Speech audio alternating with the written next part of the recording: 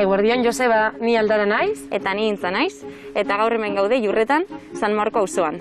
Hemen atzan daukaguna, Arialdegi nekazal turismoa da, eta horretaz gainera baita ere zalditegi bat daukagu, Club Deportibo Arialde izenekoa. Orain dela 5 urte nire gurasoekin batera lursailak topatzen hasi ginen. Da 2017an azkenean Arialdegi topa ginen. Baserria existitzen zen, baina egin behar izan ginen obra guztia. Dana teilatua, dana inbarrutik osoa konpondu, dana berriztu behar izan ginen.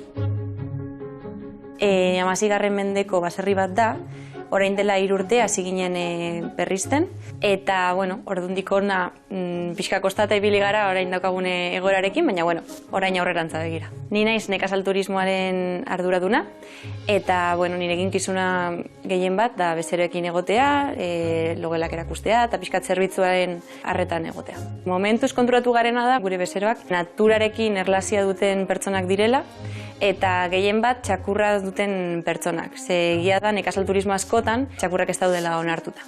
Eta bestalde, zalditegia izatea ere oso erakargarria da pertsona guentzako. Nire kasuan toki hau ezagutu nuen zaldi esker. 7 urtetik aritu nahi zaldietan ibiltzen, eta bueno, toki hau ezagutu nuenean, ordundik hemen dago.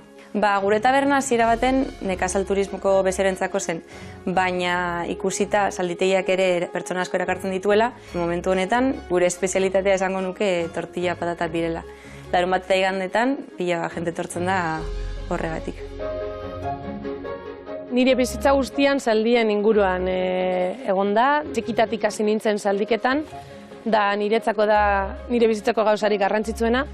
Irakasle moduan ari naiz orain dela 10 urte gitzienez, eta azkenean orain dela 5 urte aukeratu ginen gure proiektu bakarra sortzea. Hemen Arialde zalditegian ikastaroak egiten ditugu, rutak egiten ditugu mendian, baina hala ere konkurtso asko egiten ditugu.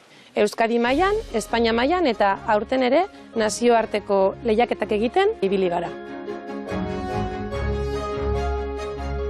Bueno, Joseba, aurkeztu dizueguna espero dut gustoko izatea, ni banoa Maiorekin entrenatzera, eskerrik asko etortzeagaitik. Agur!